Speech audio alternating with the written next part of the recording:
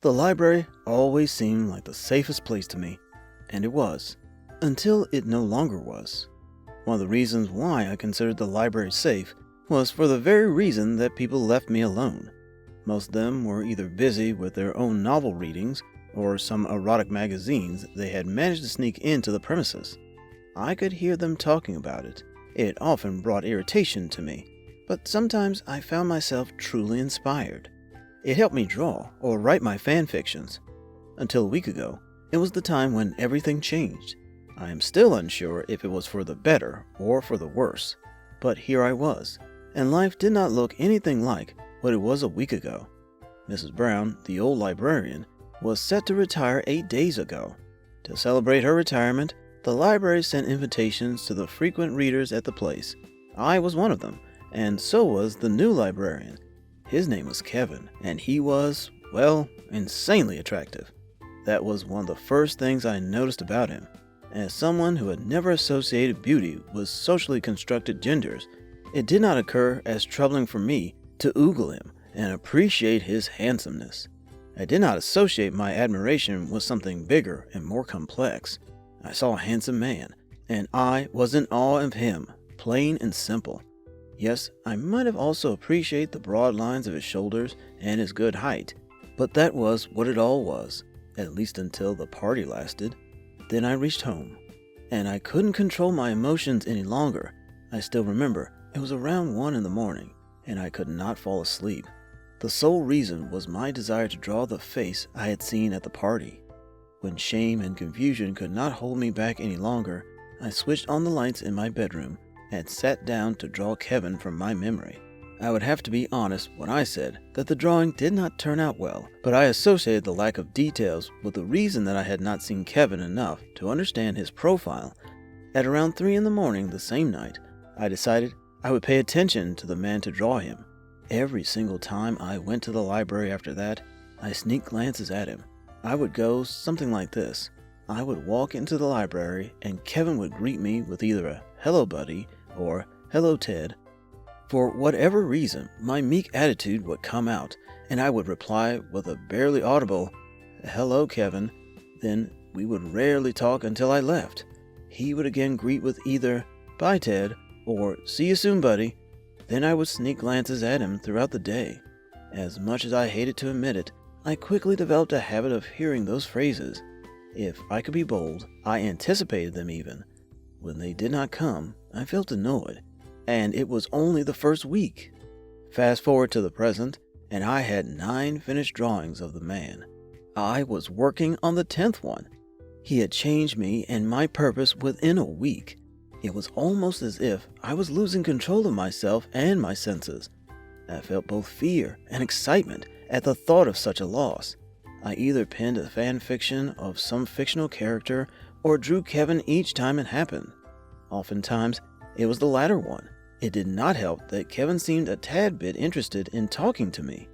He would often find ways to talk to me, just like now. "Hey," Kevin called softly and cleared his throat when I looked up. "Hi," I answered. "Is there something you need?" Carefully, I closed my drawing notebook and slid it under my other books. He seemed to notice the movement, but he certainly did not have an idea what it could be. We placed a book on the table. "You wanted this." I grabbed the book from him and fingered the name of the novel. Miss Brown had asked several months ago to her loyal readers to name the books they wanted in the library. I had asked for Baldwin. It took her too long to bring this one to the library, and I simply forgot I had ever asked for it. Of course, only then Kevin had to bring it. "How do you know?" I asked. He shrugged. "I just do," he answered, and gave a slight laugh when he saw my expression. "Kidding. There's a list under the table. Only you did not borrow the book you asked for. Figured you were probably not aware." "No, I was not. Thanks." I placed it beside my books. "Welcome." He took a deep breath and shoved his hands in his jean pockets. When I did not say anything, he nodded and turned to leave. Then he turned back to me and said, "Hey, the city's holding a carnival this weekend. Would you like to come?" I knew about the carnival already, but I feigned surprise anyway. "Yes, they have been talking about it for a while, so would you come?" he asked. "Yeah," I answered impulsively. I couldn't care less about a darn carnival.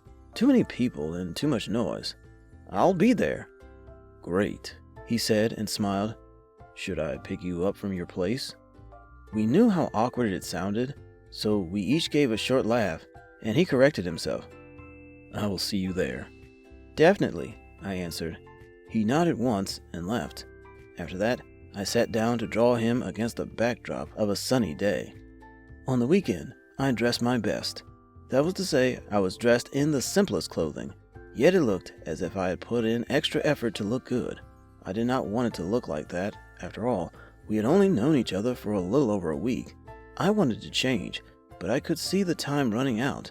I knew Kevin was waiting, so I grabbed my glasses and left the home. Kevin was sipping on a latte when I found him. I waved hello to him, and he threw his latte in the trash can and came over to me. Hi, I said, and followed him as he led us inside the crowded carnival. Kevin said there was a good chance more people would come. I looked around the area. There were enough people already. I couldn't imagine more. More? I asked. How do you even know? He dipped his head a little to shout in my ear. The music and people were loud, and I welcomed this proximity to the cool weather. I used to handle one of the stalls here during carnivals throughout the year. I know the peak. Oh, I said. I did not know that.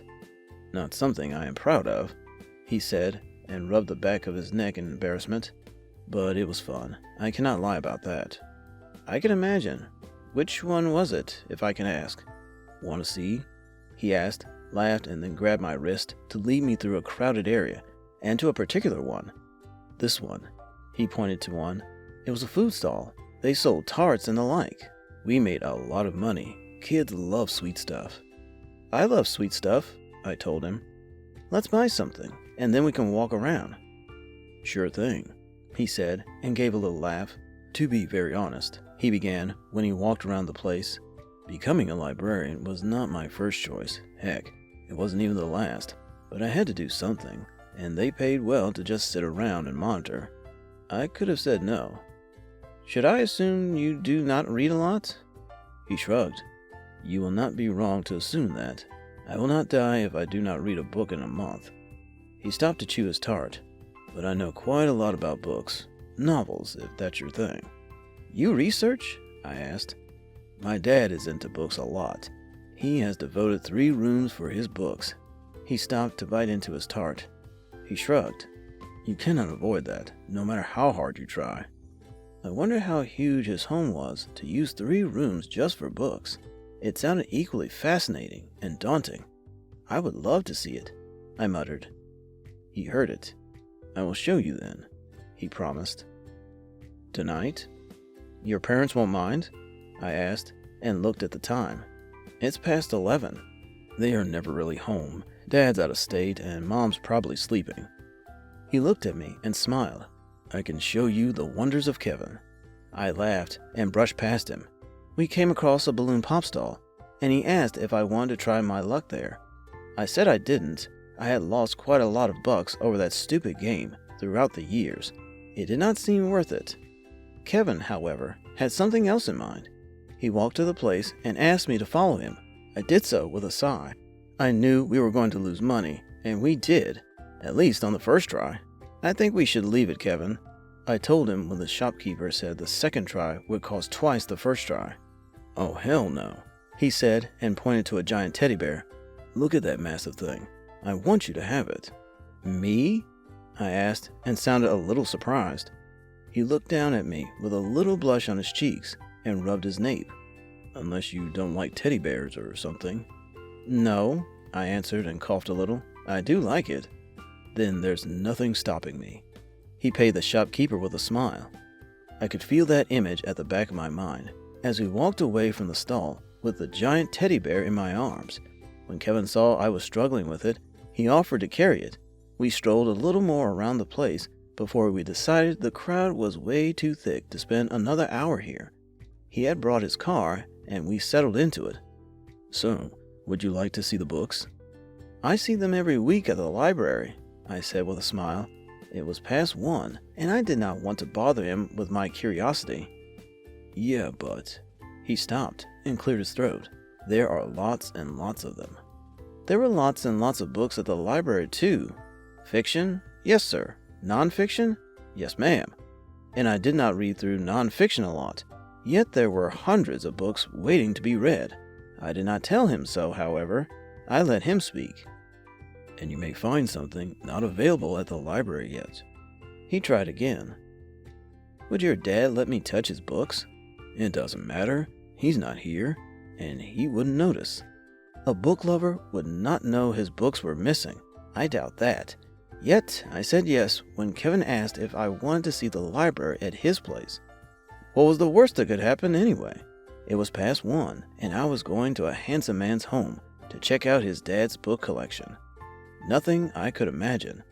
As we sneaked into his home, his mom was sleeping, and the entire house was silent, save for our whispers. I had left the teddy bear in Kevin's car. He promised he would drive me home.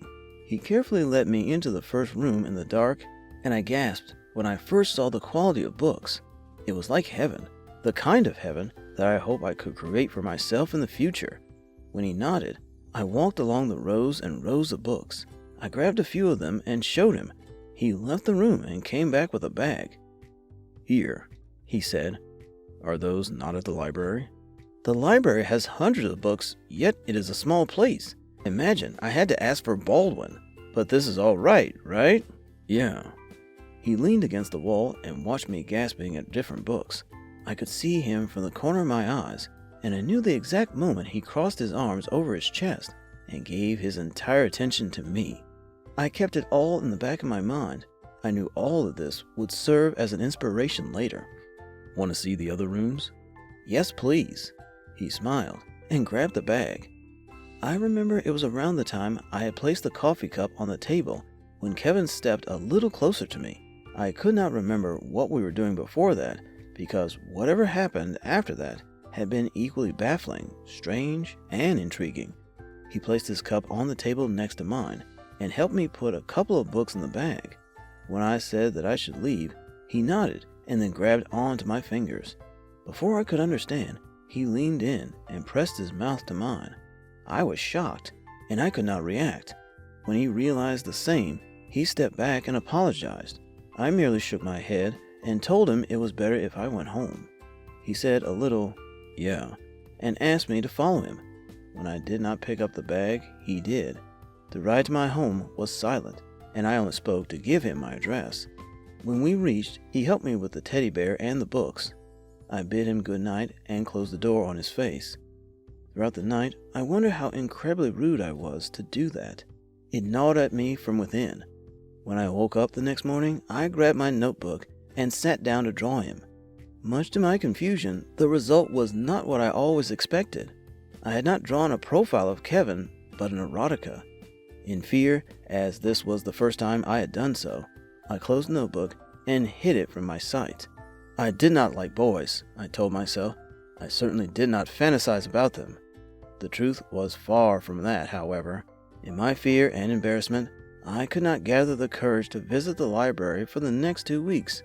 I went about my life as I usually did, but I often found myself free and useless during the hours that I had nothing to do.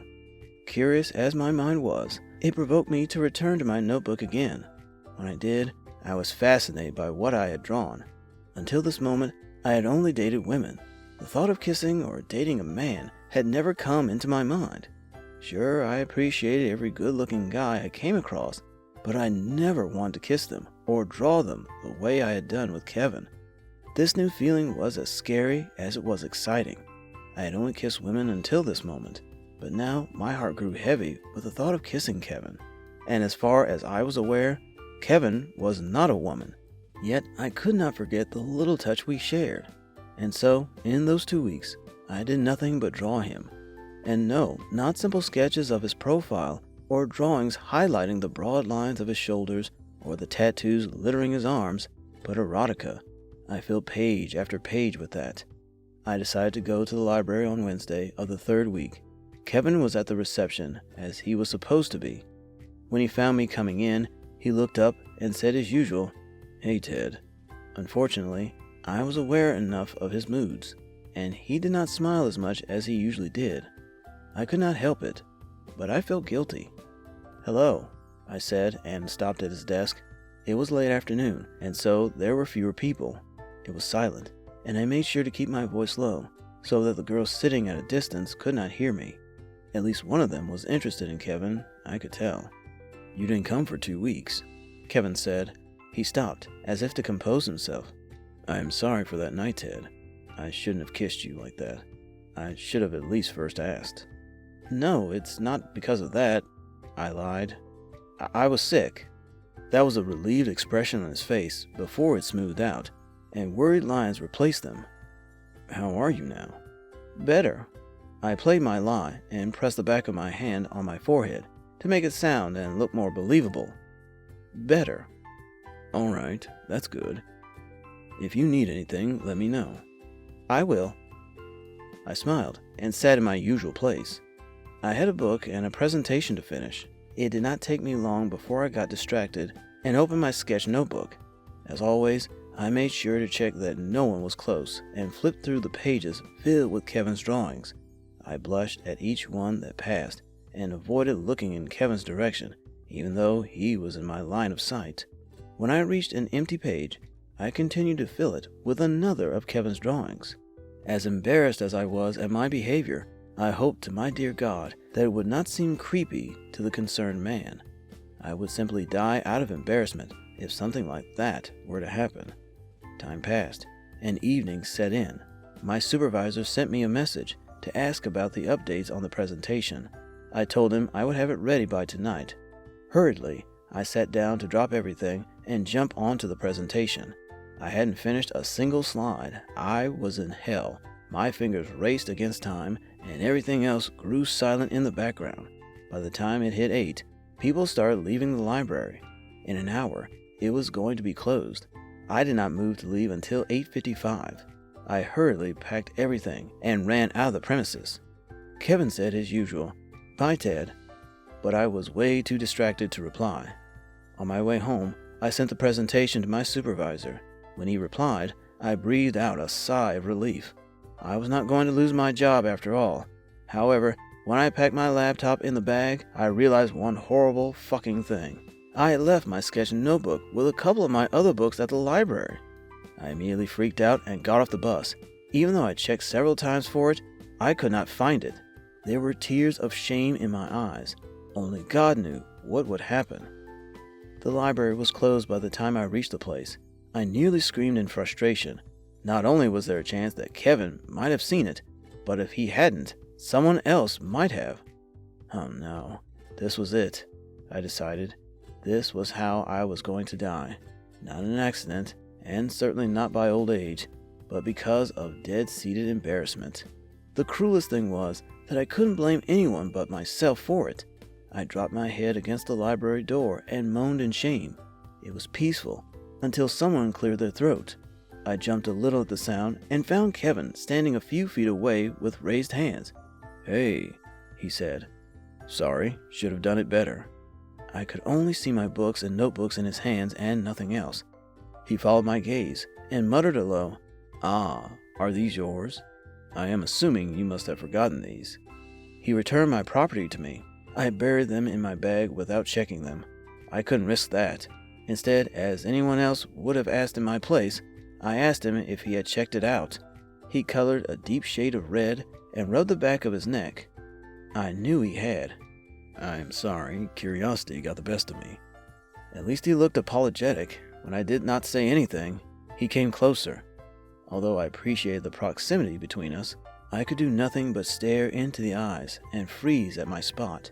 He came closer still, and slowly brought his hand close to my face to hold my chin.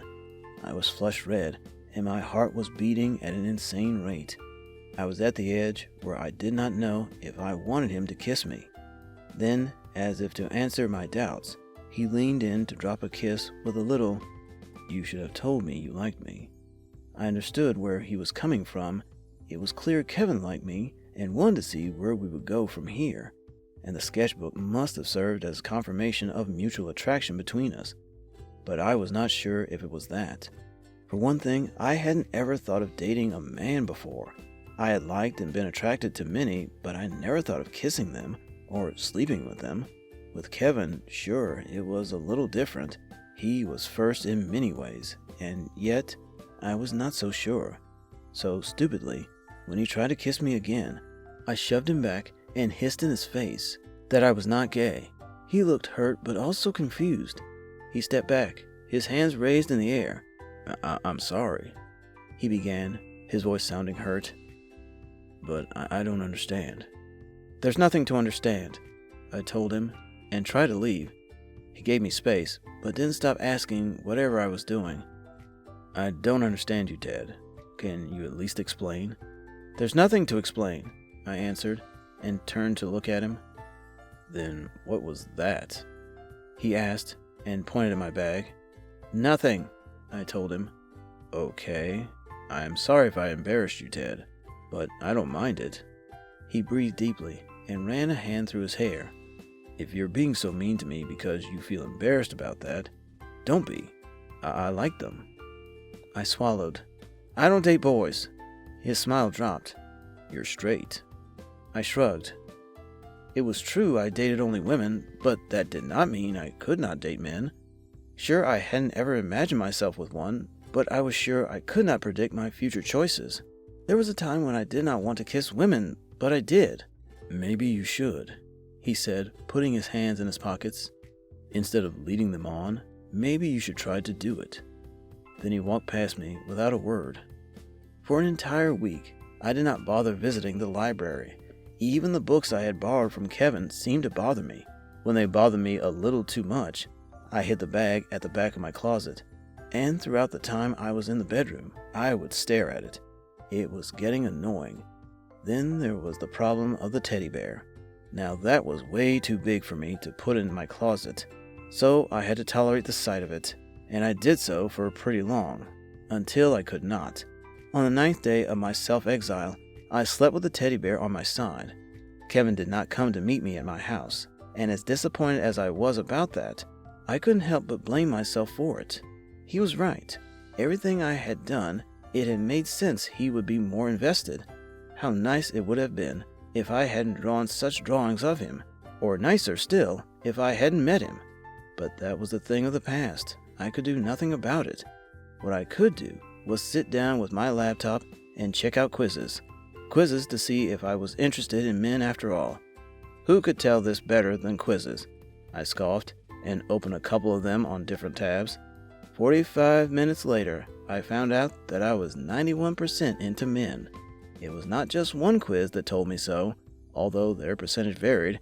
It never went down below 85%. What was I to assume after that? I was a certified bisexual. I sighed, closed my laptop, and slid under the comforters. Maybe I had a thing for men after all, and if not all, then maybe some of them. Kevin, for example. It made sense why he was my bi-awakening. I decided I needed to meet him and apologize to him. Only I was scared shitless about what I would say or do. On the Friday of the same week, I decided to go to the supermarket after my office hours. Since it was around 8, there was enough people there to hide between. I gathered my items and checked them out, all within 25 minutes. That was my personal best. When I walked outside the store, I saw Kevin, and he was not alone. There was a guy with him, and he was way too close to Kevin. I stopped stuffing my items in my bag to watch them. It was something natural. I couldn't help the jealousy that spread through my veins at the sight of them so close. It was only when Kevin put a hand on the other man's shoulder that I realized the trembling in my limbs. There was an oncoming headache, and I was sweating despite the cool weather. Accidentally, our eyes met.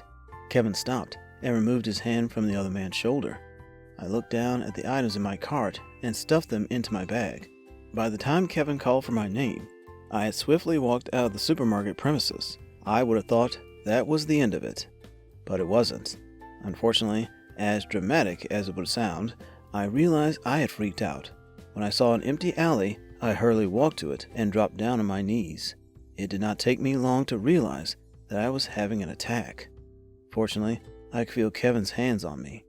The entire fiasco was so embarrassing to me that I could not fathom how to explain it to anyone without flushing from head to toe. Nothing in the world could explain my reaction to what I had seen. It would have made sense if Kevin and I were dating, but we weren't. Heck, I had poorly rejected the guy's advances, all the while drawing erotica of him. And now here I was, getting a text because I saw Kevin getting close and personal with another man. It would be easy to assume that I greatly understated Kevin's influence over me. Nothing surprising, I had often done that. It was a thing of the past, however. Now we were sitting at my home, and I was making coffee for us. He stood at the doorway of the kitchen and did not say a word. I realized it was to make sure I did not freak out again. I handed him his coffee mug and stood in front of him with my coffee. "Thanks," I told him for the 10th time. "It was nothing. I am glad you're all right now." He sipped on his coffee. "Don't answer if it's uncomfortable, but how frequently do you get these attacks?" "Not many," I answered. "Kevin, I just wanted to say something." "Yeah? At your pace." I swallowed. "I have never dated any guy before," I began. "And maybe that's why I reacted the way I did when you kissed me. Both times." "I get that. Confusion is a great thing. Do you have a girlfriend?" he asked. "I think I might be bi," I said urgently and looked into his eyes. "No, I don't have a girlfriend. I broke up with the last one over 7 months ago. I haven't dated anyone since." "So you're bi?" he said. "I think I am." "And what made you think that? My kiss?" He joked, and I smiled when I laughed. I shrugged. I couldn't have told him that I took quizzes. Instead of anything stupid, I said, "I want to see. I want to experience it, Kevin. I know it sounds bad, but I want to know how it feels to date a man."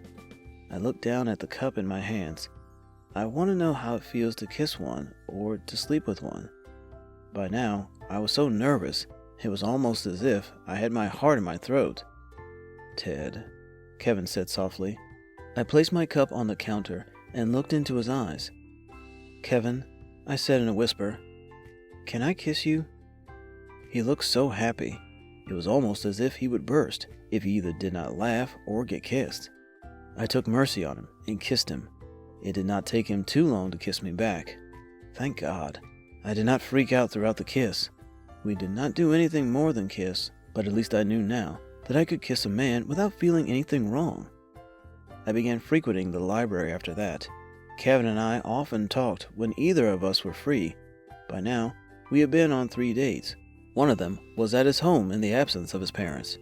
It was during one of those meetings that he asked if he could go through my sketchbook again. I felt a little shy, but I nodded at him anyway. He flipped through the pages and stopped where the drawings of him began. He had something to say about each portrait. When erotica drawings of him began, he did not say anything. I swallowed as I watched him fingering each detail with preciseness. It was clear that he was fascinated by what I had drawn. He cleared his throat before asking, "Did you imagine me like this?" I fingered the grass underneath my hands. I had nothing to reply to his question. He looked at me. "Am I shaming you?" he began softly. "I merely wondered." I tried not to do it, but I couldn't help myself. "You liked it when you drew me like that?" he asked again. "I suppose," I answered. He looked at me and secretly smiled then. "I am glad that I can evoke that feeling in you." "You sound sincere," I noted. "That's because I am. Now," he said, and sat up. "How do I pose?" "You don't have to pose," I laughed. "Then?" "Just kiss me." And so he did. Weeks passed, and I couldn't care less about putting a title on our relationship, but Kevin insisted on knowing if he could call me his boyfriend in front of his friends and parents. I had nothing against it, and so I told him he could do whatever. In the 3 months of our relationship, I brought him to my parents' place. It was only in our 5th month as boyfriends that we slept together. I have not yet stopped drawing him, and Kevin encourages that I never do. The end. Ted's slowly budding relationship would have gone very differently if Kevin hadn't found his sketchbook. Do you think he would have ever gained the courage to accept the whole truth of his sexuality if not for Kevin? Thanks for watching. Consider subscribing to become a part of our rainbow force and stay wholesome.